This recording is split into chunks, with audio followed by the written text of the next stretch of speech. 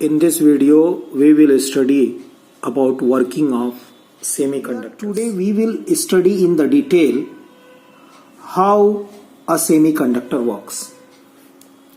So, before starting the working of semiconductor, let's classify the types of semiconductor. Basically, there are the two types of the semiconductors. Two types. One is intrinsic semiconductor and another is extrinsic semiconductor. Intrinsic semiconductor means the pure semiconductor, and extrinsic semiconductors are the semiconductors in which some impurities are added.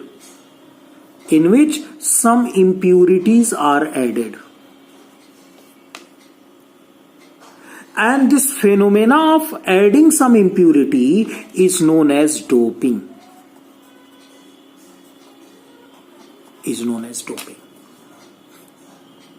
So when a pure semiconductor is doped with some impurities, then extrinsic semiconductors are found.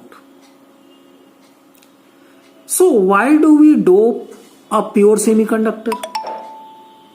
A very simple reason. By doping a pure semiconductor, the conductivity of semiconductor increases.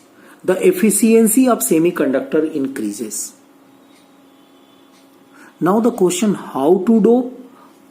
How to add the impurity? And what are those impurities? So, these impurities are the elements of 13th group or 15th group. For example, if I add the impurity of 13th group, means element of 13th group, a suitable element of 13th group, for example, indium, in some appropriate amount. What is the appropriate amount? I must say in a small amount.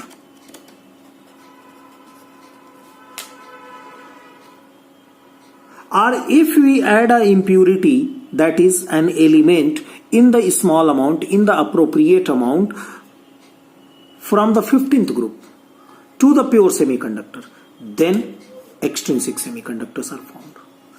Example, phosphorus. So extrinsic semiconductors are the semiconductors which are obtained by adding some impurities either from 13th group or from the 15th group in appropriate amount into the pure semiconductor. What is the purpose of obtaining the extrinsic semiconductor? The purpose is quite simple, in order to increase the conductivity, the efficiency of the semiconductor. So as you can say, the doping is done by the two methods. Either you are adding 13th or you are adding 15th. And these impurities that you are adding, these impurities are called dopants.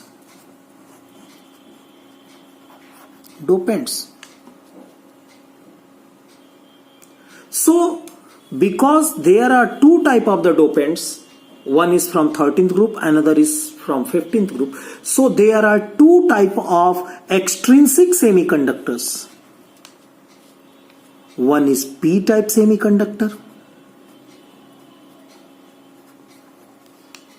where indium, means element of the 13th group, as an impurity is added to the pure semiconductor. And another is n-type semiconductor, where 15th group impurity, example phosphorus, is added in appropriate amount to the pure semiconductor. So thus finally, if we see How many types of semiconductors? So the simple answer, intrinsic semiconductor, that is pure. Extrinsic semiconductor, that one is the doped semiconductor. You can call it doped, obtained after doping. What are the dopants?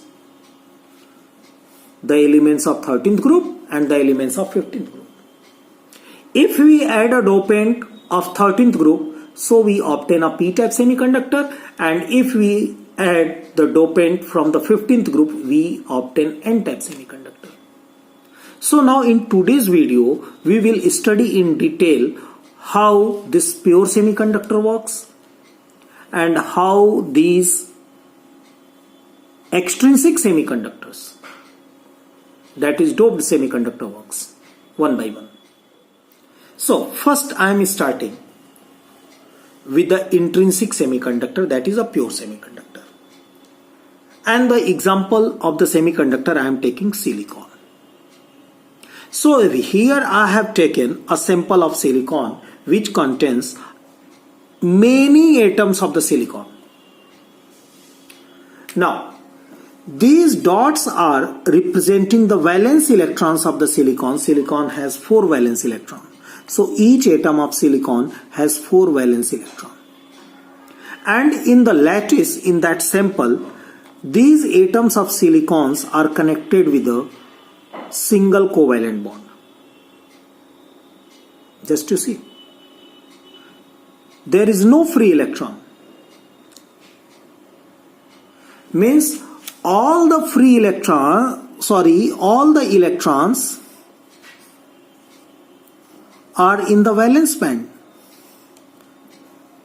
Now along with this model, I am describing the working with the help of this band theory also.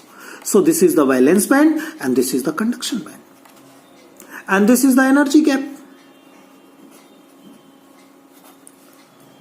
So all these 4 electrons you can see are bounded with a single covalent bond with the neighboring atoms. Not a single electron is free here. That is, all these valence electrons are still in their valence band. Now if I provide some energy from any source, some energy, how much? Minimum to the energy gap, means the energy should be greater than or equals to the value of energy gap. So what will happen? These electrons will jump from valence band to the conduction band. And creating a vacancy here in the valence band. This is the vacancy of electron. Here it was the electron. And now this electron has been jumped to the higher energy band. That is conduction band. So creating a vacancy, a vacant place. So this vacancy is known as hole. So by the energy, electron has jumped. That is, this electron, I am assuming this electron has jumped, has come to the conduction band, and this electron has been free now, leaving behind a hole, leaving behind a vacancy.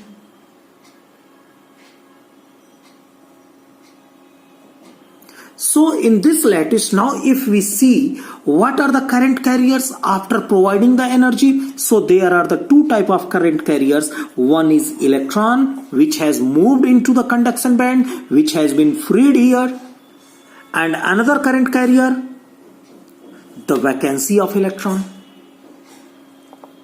that is hole.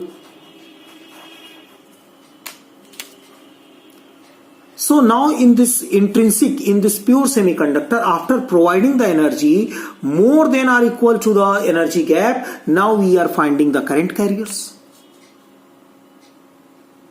Free electron and a hole.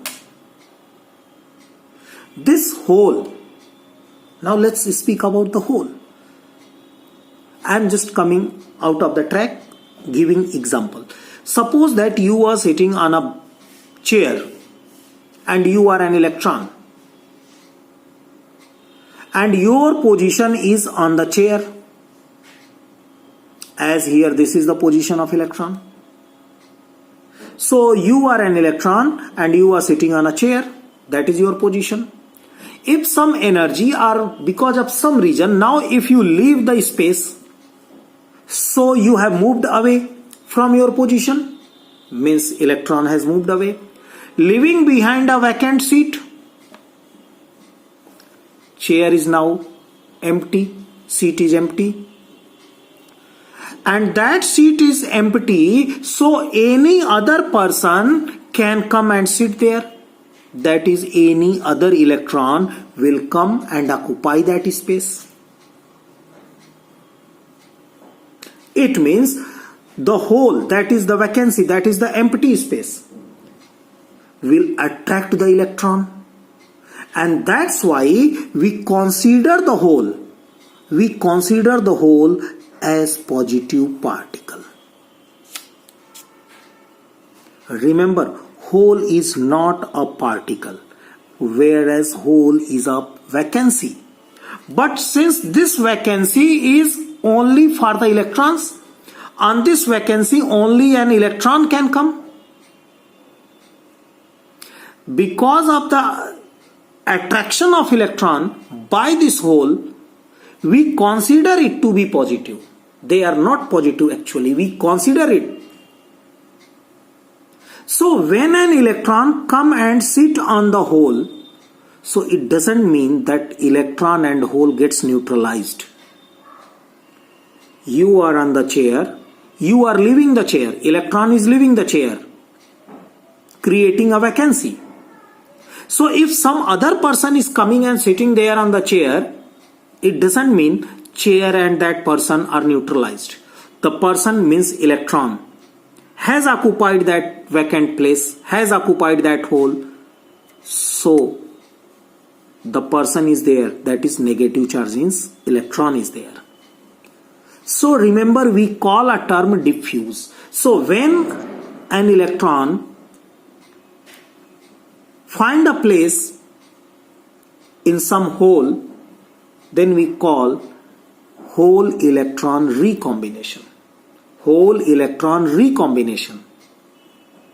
And as a result of recombination, only we get the electron. On the vacant place, electron has occupied. Don't say electron and holes are neutralized. So, finally, we have got the two current carriers. Now suppose that because of this energy, some more electrons from the valence band has been freed and jumped to this. It means some more electrons has left. So imagine this electron has left, and now as I told, one hole was here. So possibility, I am talking about the probability. There is a probability that this electron may be going to this hole. So if this electron will reach to this hole, so this space will be occupied, fulfilled. Again the bond will be complete. But this electron is leaving this place, so that electron will create another hole. So what is the observation? The number of electron in the lattice, just you see one electron and one hole. So the number density means number of free electrons and the number density of holes in pure semiconductors are always equal. Means these two current carriers are equal in the number.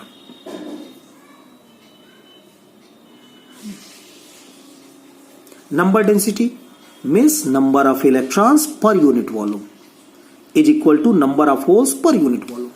See this example. In this lattice, this is the one hole. This electron has occupied this hole. So this hole is finished now. There is electron now, but this electron is still here free. So one electron and one hole. Similarly, if there will be two electrons, so two holes. Three electrons, so there will be three holes. Means the number density of electron and holes, they are equal in pure semiconductor. and since the current carriers are generated, so the conduction of electricity will start. So this is how a pure semiconductor works. Now if I speak about the current produced by this semiconductor, so the current produced by the semiconductor, let it be I. So there are the two current carriers, electrons as well as holes. So there will be the current due to both current carriers, that is current due to electron plus current due to hole. Current due to electron plus current due to hole. Now if you remember one formula from the current electricity, that electric current is equals to NEAVD.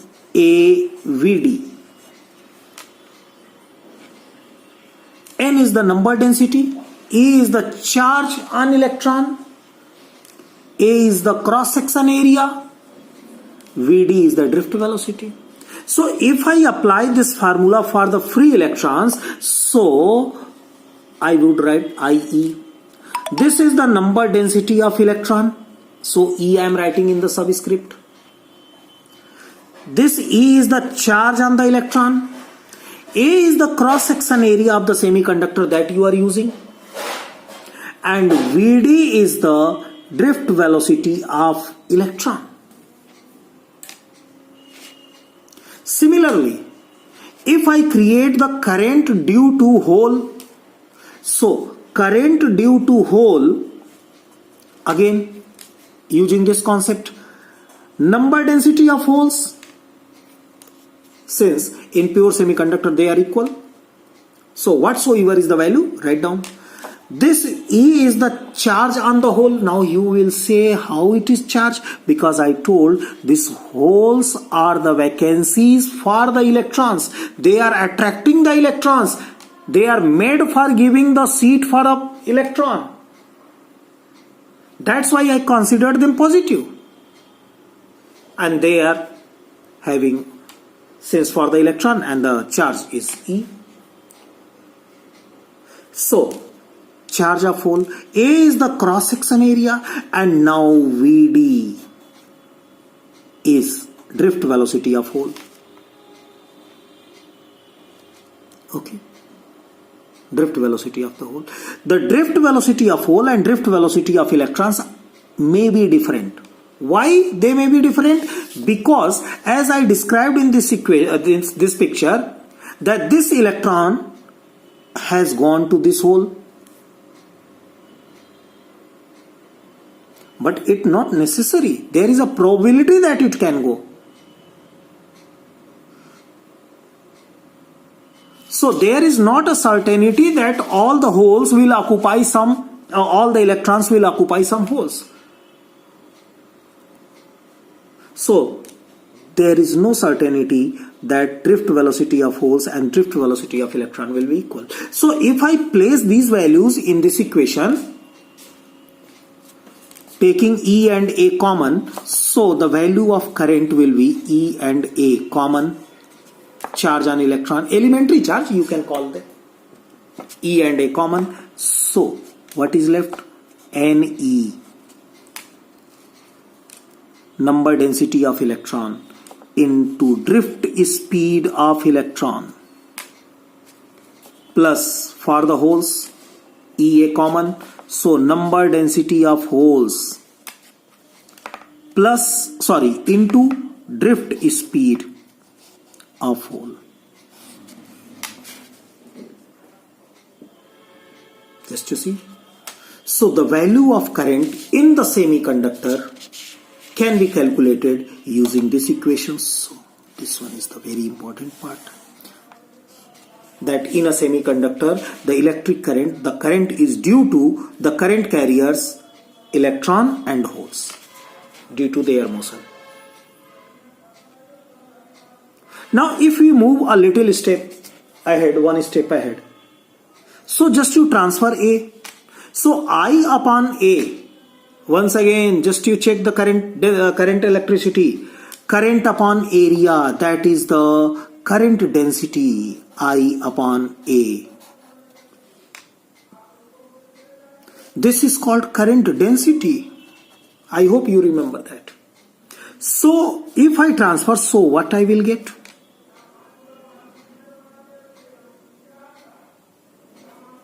This I will get E, A has been transferred, NE, this is drift speed of electron, plus NH, and this is the drift speed of holes.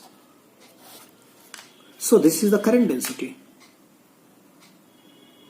Now just you remember microscopic form of Ohm's law. Microscopic form, J equals to sigma into E. So if I write J equals to sigma into E, where sigma is the conductivity, E is the electric field.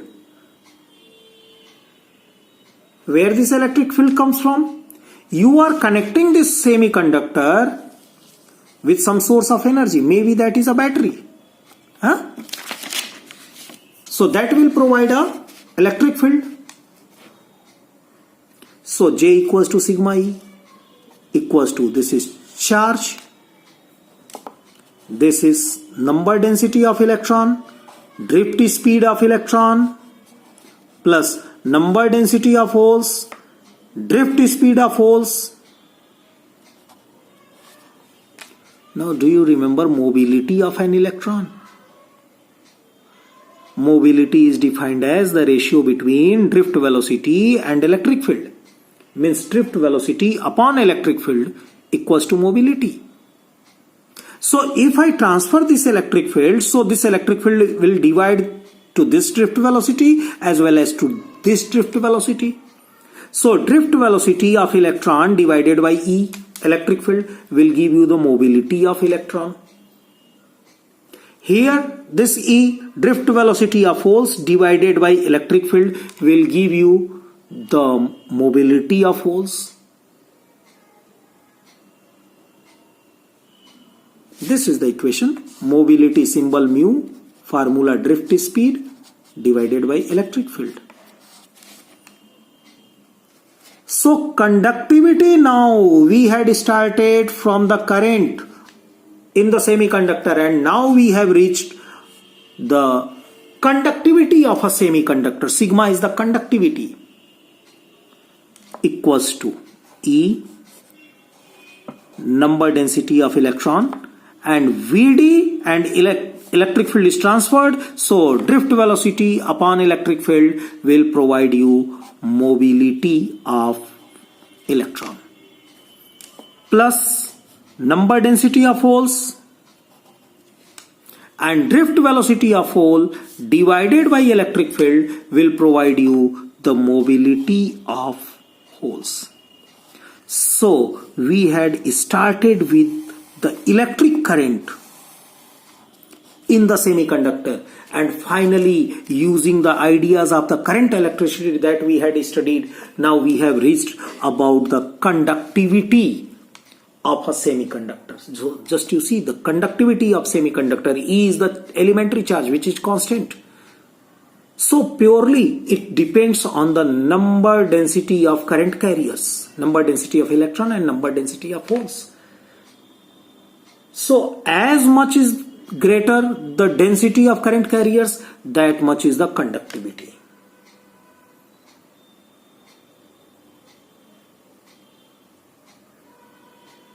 That much is the conductivity.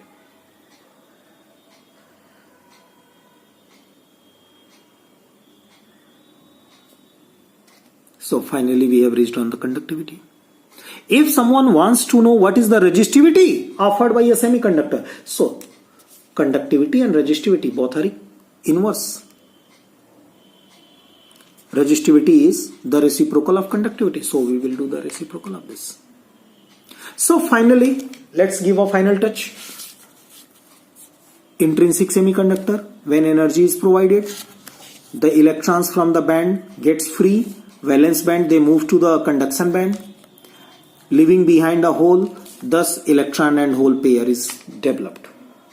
The number density of electron, this is something very important regarding the pure semiconductor, that number density of free electrons equals to number density of holes. What is a current in a semiconductor? In a semiconductor, the current is due to the current of electron plus due to the current of holes, current carriers.